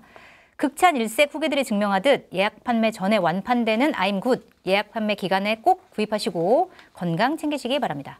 여름철 보양식 최고의 별미 하모회와 하모 샤브샤브도 압도적 특가로 준비를 했습니다. 비싸기로 유명한 최고급 요리인 하모지만 지금 마켓타니에서는 어디에서도 만나기 힘든 가격으로 하모회 2, 3인분 29,000원, 하모 샤브 3만 원입니다. 주문 방법은 유튜브 화면 좌측 하단을 클릭하시거나 포털에서 마켓타니를 검색하셔서 주문하시면 됩니다. 자, 마지막 얘기는 이제 민주당이랑 이제 이재명 대통령 얘기를 좀 해봐야 될 것 같은데 이번 주 토요일입니다. 전당대회 결과가 나오는데 자, 정청래 후보와 박찬대 후보 지금 어제 마지막 TV 토론회 마치고 경쟁 치열하게 하고 있는데 지금까지 추세로 봐서는 정청래 후보가 약간 좀 유리한 거 아니냐 이런 해석이 좀 지배적입니다. 지금까지의 이제 경선 과정 어떻게 보셨고 어떻게 될 거라고 보세요? 솔직히 말하면 단 한 번도 이변이 없었어요. 이게 중간에 굴곡이 저는 없었다고 생각하고요. 네.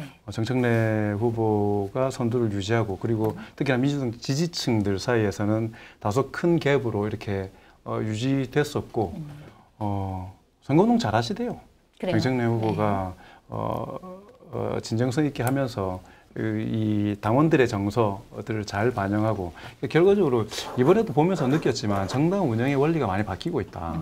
초기에 이 선거가 시작됐을 때 대부분 언론에서도 그렇고 제가 아는 그리고 성인님도 그렇게 이야기하셨지 않습니까? 판이 바뀔 거다. 판이 바뀔 거다.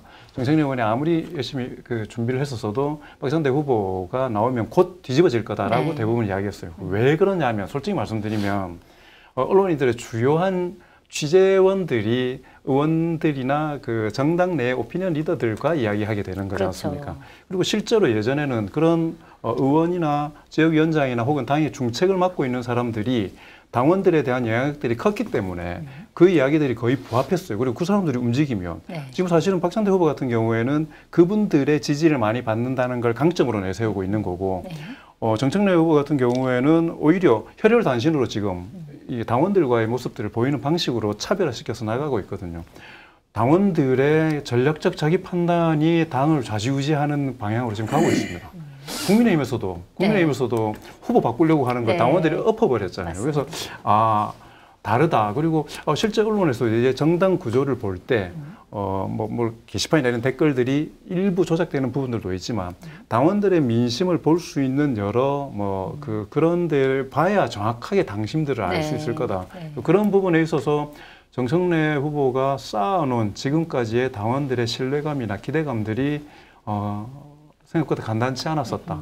그렇게 생각합니다. 이게 미국 정치 공부하는 분들도 그런 얘기를 많이 해주시던데 과거에 이제 정당의 어떤 중간 보수들이 이렇게 또 당 지도부 간부들이 이렇게 대략 뭐 이번 다음 대선 후보는 누구 정도 경선하면 좋지 않겠어? 이제 이렇게 이제 그거에 대해서 미국의 어떤 당내 민주화를 강조하는 분들은 아이고 왜 그 몇 사람이 장난치냐 이렇게 부정적으로 봐서 이제 오픈 프라이머리 제도 도입을 하고 또 뭐 대통령 뽑는 것도 이제 지금 일반 유권자들이 훨씬 더 영향력을 많이 미치고 실제로 제도도 많이 바꿨어요. 그 영국도 마찬가지입니다. 그런데 그렇게 해서 탄생한 게 트럼프 대통령이거든요. 지금 트럼프의 미국이 지금 앞으로 계속 잘 될 것이냐? 네. 저는 망한다고 봐요. 그래서 결과가 썩 좋지가 않군요. 예, 이제 그게 좀 걱정입니다. 그래서 제가 지금 정청래 의원이 그렇다는 뜻이 아니고 여야 간에 이제 이른바 팬덤이 주도권을 쥐고 좌우하는 정치 지형이 되면서 지금도 그런 거 아니에요? 정청래 의원 대표되면은 국민의힘 해산시키겠다는 거 아니에요? 네. 이렇게 그렇게 주장을 하고 있나요? 하지요. 네. 법안도 냈고 뭐 그건 당연히 갈 수밖에 없다. 뭐 페이스북에 글도 여러 번 썼는데. 근데 이제 그렇게 하면 당원들한테 당심을 얻는데 도움이 될 거예요. 네. 그런데 실제로 그게 가능하다고 생각하세요? 저는 불가능하다고 보거든요. 네. 그거는 이 당권을 잡는 데는 도움이 되겠지만 그 여당 대표가 그렇게 해서 당선이 된들 국회에서 야당하고 저 법률을 이렇게 의논해서 좀 네. 같이 만들어 나가고 또 다음 전국 선거에서 이겨야 될 거 아닙니까? 다음 전국 선거에서 이기려면 민심을 잡아야 되고 중도 확장도 해야 되는 겁니다. 네.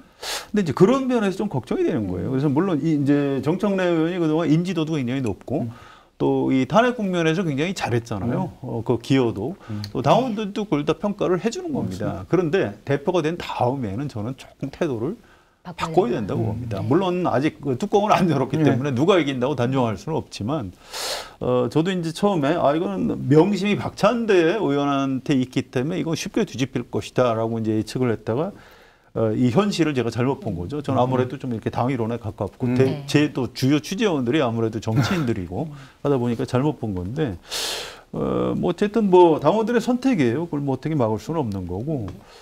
그래서 이게 그 여당이 이제 능력과 경륜으로 국정을 이끌어가는 집단인데 자꾸 그러면 야당 뭐 해산하겠다고 그러고 뭐 지금 또 박찬대 의원은 뭐 45명을 뭐 국회에서 쫓아내겠다고 그러고 좀 이거 좀 왜들 이러는지 이거 좀 곤란한 것 아닌가 이런 생각들을 좀 하고 있습니다. 네, 너무 강경하게 가고 있다. 만약에 누가 대통령이 되더라도 대통령이 아니라 대표가 되더라도 큰일 날 뻔했네요.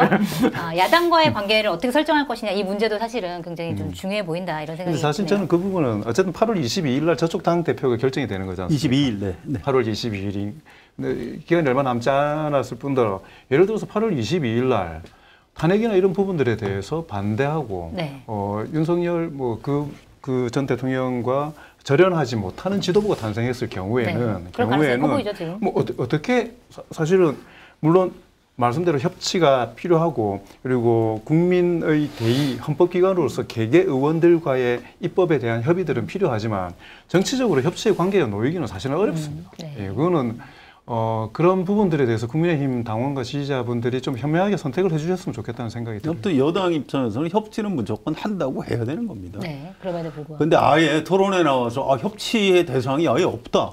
이건 곤란한 거예요. 그러니까 사실은 대통령께서 협치를 좀 잘해 그러면 뭐 검토하겠습니다 하고 잘 될 겁니다. 사실은 이제 뭐 후보들 중에서 그러니까 야당의 대표 후보들 중에서 뭐 안철수 의원이라는 이런 사람들은 탄핵에 찬성했던 사람들이기 때문에 예를 들어 토론회에서 그 중에서도 뭐 같이 협치를 할 만한 인물이 있냐라고 물어보면 그런 혁신파 의원들 몇 명 정도는 얘기할 수 있을 텐데 사실 그것도 없다라고 얘기하는 것 자체에 대해서는 좀 문제가 있다 뭐 이런 말씀이신 것 같아요. 그게 구체화되면 다른 집 지금 하는 데에서 뭔가 하나 탁 찍어버렸을 경우에 가지고 있는 후과들이 사실 있거든요. 그러니까 일단 저는 근데 모든 선거에 있어서 한 번, 두 번 정도의 태세 전환이 가능한 계기가 경선 통과해서 본선 후보 됐을 때하고 본선 통과해가지고 당선이 되었을 경우에는 그 위치에 맞는 아까 기자님 말씀하셨던 것처럼 어떤 방향으로 갈 거냐 그리고 그 부분을 무난하게 연착륙시킬 수 있는 새로운 스탠스를 가질 수 있다고 생각합니다. 이게 정치인들 시각에서만 보시면 안 되고요. 제가 이제 정치 양극화 지형에서 좀 걱정이 많이 돼서 그래요. 너무 그냥 사람을 미워하고 분노하게 만들고 이 증오를 잘 조직화해서 어떻게 우리 편을 잘 동원해서 내가 뭘 좀 한자리 하고.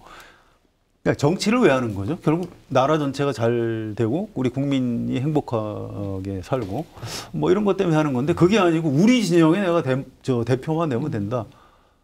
지금 이제 양쪽이 다 좀 그런 경향이 있어요. 그래서 그건 곤란하다. 최소한 정치인이 되겠다는 사람은 그 어떤 이 갈라치기 하고 이 혐오와 비난과 분열의 언어를 늘어놓는다거나 내가 돼서 저자들을 다 쓸어버리겠다 뭐 이런 얘기를 한다거나 이거는 곤란한 겁니다. 근데 좀 양쪽 다 그런 조짐이 있어서 좀 걱정을 하고 있습니다.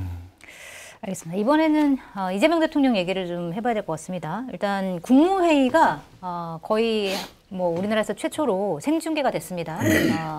1시간 넘게 국무위원들끼리 토론하는 장면까지 다 가감없이 국민들한테 생중계가 됐는데 여러 가지가 뭐 이슈가 됐는데 이 중에서도 그러니까 어제의 주제는 이제 산재가 주제였기 때문에 산재 관련해서 이제 여러 가지 의견을 들었고 그다음에 특히 이제 고용노동부 장관에게 이제 직을 걸어라라고 한 당부까지 하면서 굉장히 이제 강한 발언들을 이어갔는데 일단 국무회의를 생중계한다는 것 자체에 대해서는 좀 어떻게 평가하세요? 어떻게 보셨어요?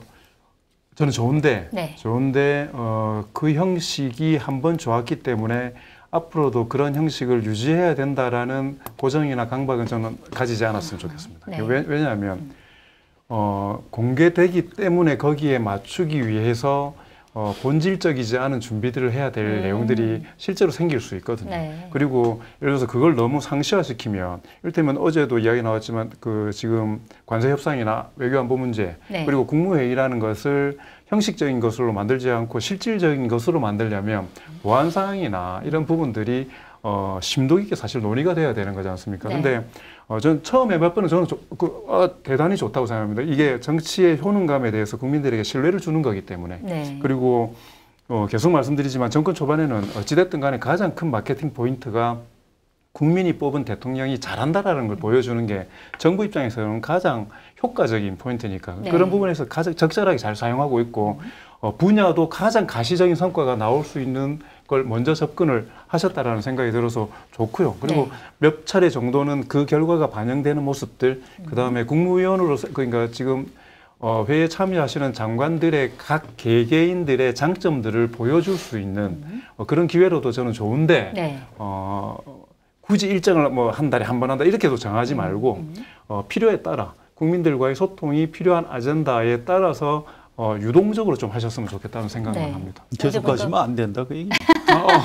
어제 국무위원들도 되게 당황한 것 같더라고요, 보니까. 근데 그 말은 맞는 것 같아요. 이걸 만약에 계속한다 그러면 국무위원들이 그거에 맞는 것들을 준비해 가면서 훨씬 더 좀 뭔가 그러니까 진짜 실무적인 토론이 좀 안 될 수 있겠다 이런 생각이 좀 들긴 하네요. 어떻게 보셨어요? 맞습니다. 예, 그런 거고요. 어제 이제 인사혁신처장 그게 또 화제가 됐죠. 그분한테 또 발언 최동석. 기회를 줬는데 네. 말을 좀 이상하게 해가지고 그러게요. 또 뭐 이렇게 오히려 국민들한테 인식이 더 안 좋아진 것 같아요. 어제 발언 때문에. 예, 그러니까 언론 잘라야 돼요. 네. 그런 사람 옆에 두면 안 됩니다. 네. 이재명 대통령 지지율만 계속 빠질 수가 있어요. 왜냐하면 이분이 너무 많은 말을 해놨기 때문에 앞으로 또 나올 겁니다. 네. 지금까지 나온 게 다가 아니에요. 그래서 하루가 멀다 하고 계속 새로운 게 나오긴 하더라고요. 보니까. 예, 예. 네. 뭐 누가 이게 쟁여놓고 있다가 하나씩 땡기는 거예요. 이렇게. 본인도 기억을 못 할 거예요. 내가 이런 얘기를 했나? 뭐 그럴 거예요. 전 다 좋은데 입을 걷어차고 있을 겁니다. 이불킥. 이런 겁니다. 뭐 정치인들을 자기가 비난했다. 뭐 그건 뭐 그럴 수 있어요. 고위공직자에 대해서 좀 독설을 했다. 뭐 그건 용서가 되는데 네. 두 가지 측면. 하나는 이재명 대통령에 대한 아부를 너무 심하게 한 거예요. 네. 무슨 뭐 민족의 구원자, 영재성을 가진 천재, 뭐 이런 얘기. 표정 관리 잘해야지. 그다음에 형수 욕설 사건에 대해서 후회하면서 성숙해지는 것이다. 뭐 이런 얘기가 있어요. 이거는 곤란하다. 왜냐하면 네. 이재명 대통령이 그래서 이 사람을 인사혁신처장을 시켰구나. 네. 이렇게 되는 겁니다. 사실은 꼭 그건 아닐 거예요. 꼭 그건 아니고 뭐 실제로 한국은행 교보생명에서 인사를 했던 분이니까. 근데 나중에 직업이 바뀐 겁니다. 유튜버로. 그럼 그냥 계속 유튜브 하면서 자유롭게 사시면 되지. 공직을 왜 맡긴? 왜 맡겨? 왜 또 맡아요, 본인이? 이제 뭘 하는 건지 모르겠고. 네. 누가 됐든 유권자 욕을 하면 안 되는 건데, 김문수 후보 지난번에 찍은 41%는 우매하다? 교육이 필요하다? 네. 지금 무슨 소리? 이런 사람이 공무원 인사 총괄하는 인사혁신처장, 옛날 총무처 장관이에요. 지금 월요일 날 이재명 대통령이 새로 된 장관들 임명장 줬죠. 네. 그 옆에 이 이미지 안 좋은 이분이 계속 임명장 이렇게 전달해주고 또 머리가 하얘서 또 눈에도 잘 보이더라고요. 이 왔다 갔다 할수록 국무회의 장면에 영상에 잡히면 잡힐수록 이 카메라 기자들이 거기만 잡게 돼 있어요. 네. 근데 이 물 마시는 거 이제 그걸 속 탄다 이렇게 또 캡션 달아서 언론에 보도하는 거고 네. 이거 언제까지 이렇게 끌어안고 있을 건지 저는 신속히 경질하는 게 좋다 이렇게 생각합니다. 정리해야 된다. 네. 검증에까지 주요한 검증의 부분이 시대적으로 좀 바뀌고 있다라는 생각이 사실 들더라고요. 네. 전통적으로 보면 재산, 뭐 병역, 그다음에 학력, 뭐 학력, 뭐 이런 부분들, 자녀 문제들, 이 문제들이 물론 지금도 가장 중요한 검증의 수단이지만 이건 객관화되어 있는 것이기 때문에 이 부분에 대해서 현격한 결격 사유가 있으면 물론 예외도 있었지만 거의 이제 단위에 오르지를 않지 않습니까?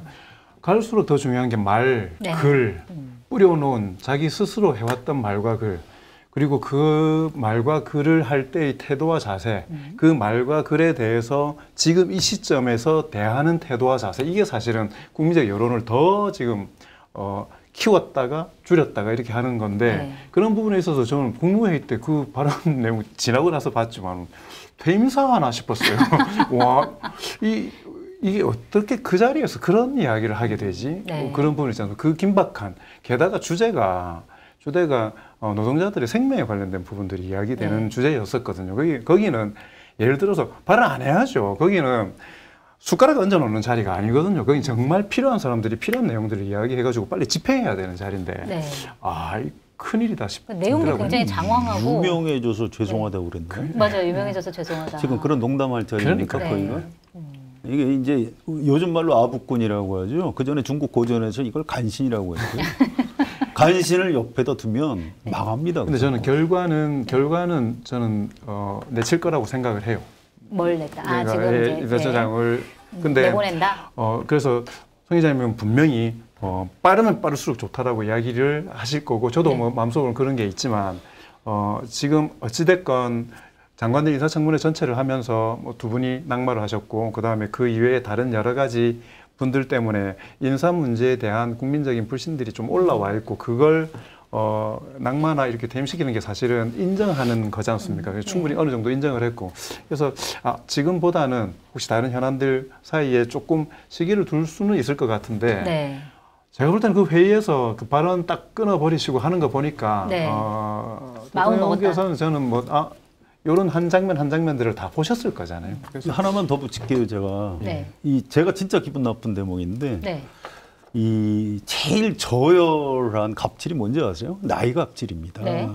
이분이 이제 나이가 지금 69세인데 이 20, 30대 이준석 지지하는 뭐 20, 30대 뭐 비난할 수 있는데 그 지적 수준이 떨어진다. 이렇게 얘기를 했고 네.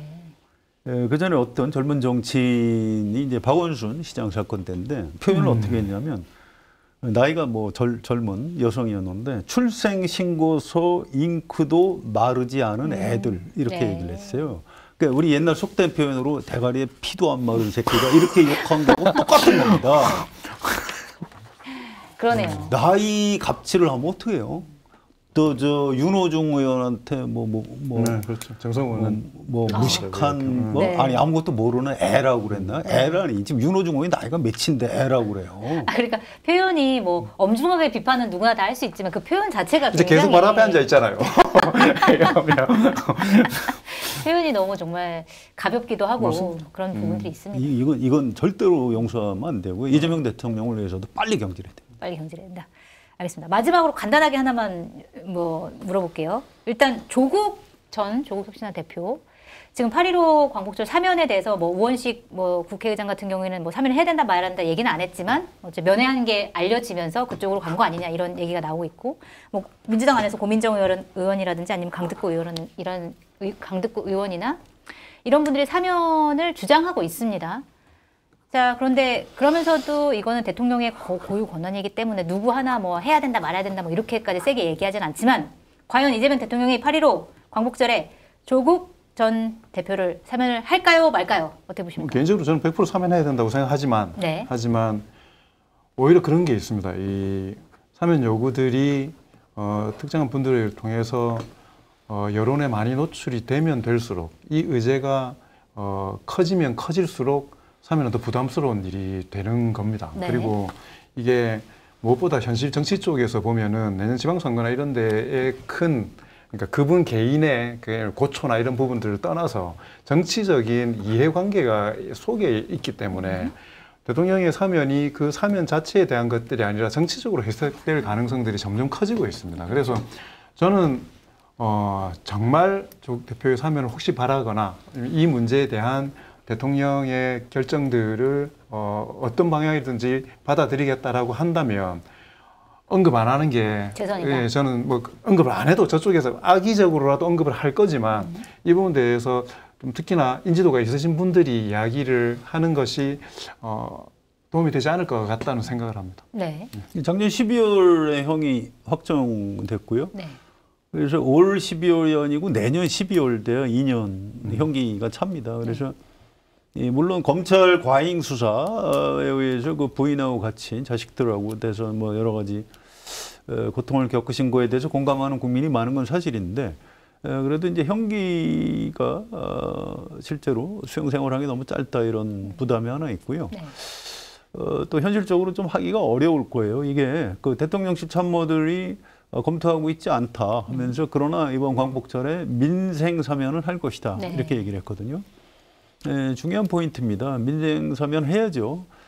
조국 전 대표를 사면한다면 이제 정치 사면이 될 수밖에 없는데 정치 사면에는 법칙이 있어요. 섞어서 합니다. 네. 균형을 균형을 맞춰서. 맞춰야 돼요. 여야. 그 균형을 맞출 수밖에 없어요. 그래야 국민 통합이 되는 겁니다. 그래서 균형을 맞출 수 있는 거 지금 특검이 한참 진행 중인데 뭐 윤석열, 김건희를 사면할 거예요. 아니면 거기는 형이 확정이 안 되는 지금. 아니면 국민의힘에 뭐 사면할 만한 사람이 지금 누가 있어요? 없는 겁니다. 그래서 그런 식의 국민통합형 정치 사면을 지금 할 시기가 아니다. 그래서 저는 이번 광복절에는 특별 사면이 쉽지 않을 것 같다. 이렇게들 보고 있는 것 같습니다. 주제하고 다른데 끝나기 전에 한 가지만 이야기를 네. 드릴게요. 지금 관세 협상이 워낙 세게 붙고 있으니까 네. 아까 이야기했던 전기조사에서 그 몇 가지 포인트만 관세 협상이 원활하게 진행되지 않는 원인에 대해서 트럼프 행정부 책임이 더 크다는 의견이 55.6%. 네. 이재명 정부 적절하게 대응하지 못했다가 37.5%. 그러니까 트럼프 정부에 대한 부분들. 그다음에 트럼프 행정부의 일방적 자세에 대해서 비판에 공감한다는 내용이 53.7%, 공감하지 않는다가 27.7%입니다. 그러니까 네. 그럼에도 불구하고 네. 시한 내 협상 타기를 위해서 유연하게 접근해야 된다가 49.6%, 국내 산업 보호를 위해 당당하게 대응해야 된다는 게 이건 좀 구분 자체가 좀 모호하지만 39.3% 이렇게 나와 있어요. 그래서 네.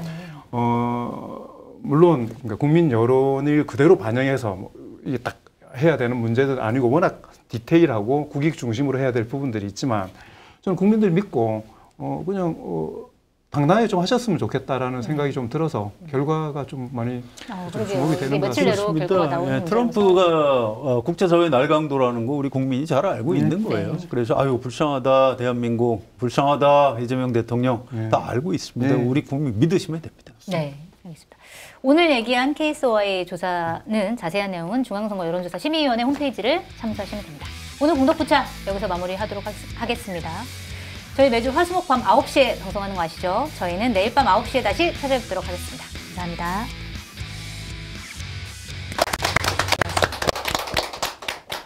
그때 좀 훈훈했던 것 같아요.